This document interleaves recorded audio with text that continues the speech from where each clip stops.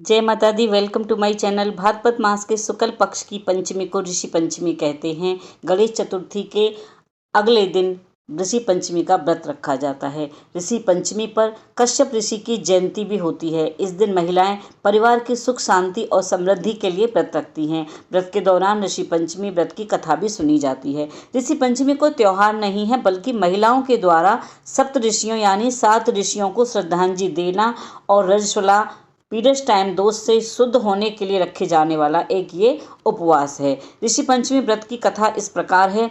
एक समय राजा सितासप धर्म का अर्थ जानने की इच्छा से ब्राह्मण जी के पास गए और उनके चरणों में शीश नवाकर बोले, हे आदिदेव, आप समस्त धर्मों के प्रवर्तक और गुण धर्मों को जानने वाले हैं।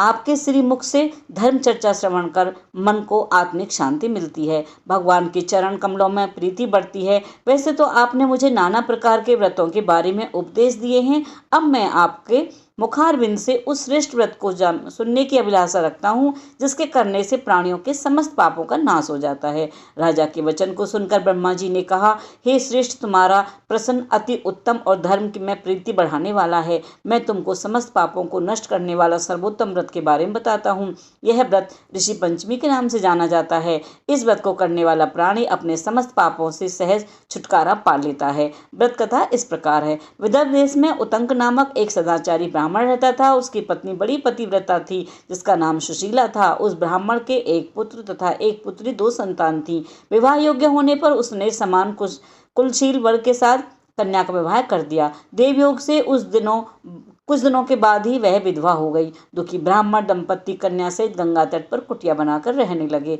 एक दिन ब्राह्मण कन्या सो रही थी। उसका शरीर किरणों से भर गया। कन्या ने सारी बात माँ से कही। माँ ने पति से जब सब कुछ कहा और पूछा, प्राणनाथ, मेरी साध्वी कन्या की यह गति होने का क्या कारण है? उतंक ने समाधि द्वारा इस घटना का पता लगाकर बताया, पूर्व जन्म में यह कन्या ब्राह्मणी थी। इसने रजस्वला होते ही बर्तन छू लिए थे।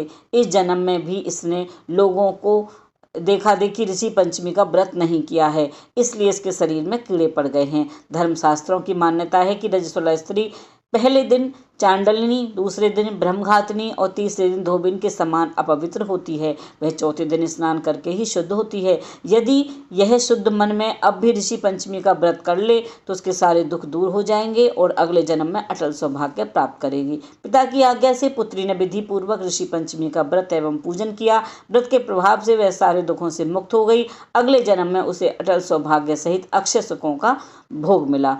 तो सतयुग में विदर्भ नगरी जो थी, उसमें भी ऐसे ही एक कथा है जो मैं नेक्स्ट वीडियो में बताऊंगी आपको।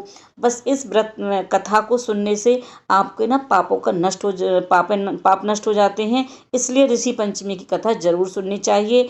इसकी दूसरी कथा है जो मैं आपको नेक्स्ट वीडियो में बताऊंगी, नहीं तो ये वीडियो लंबा हो जाएगा। और इस दिन हल से जुते हुए कोई भी वस्तुएं ना पूजा में उपयोग की जाती हैं और ना ही व्रत में खाई जाती हैं। जैसे सिंघाड़ा होता है ना, तालाब में बेल बिना हल जोते पैदा होता है। मखाना भी ऐसे होता है, साबूदाना भी ऐसा होता है। तो इस तरह की चीज़ें आप खा सकते हैं। आई होप कि आपको हमारी वीडियो पसंद आई होगी। वीडियो पसंद आए तो लाइक कीजिएगा, शेयर कीजिएगा। चैनल पर पहली बार आए हैं तो चैनल को सब्सक्राइब कीजिएगा। चैनल पर विजिट करेंगे तो आपको इस तरह की बहुत अच्छी वीडियो मिलेंगी। पीरियड टाइम में भूलवश हमसे जो भी गलतियां हो जाती हैं, उनकी क्षमा के लिए इस व्रत को किया जाता है। बने रहिए मेरे चैनल पर इस तरह की वीडियो देखने के लिए। जय माता दी।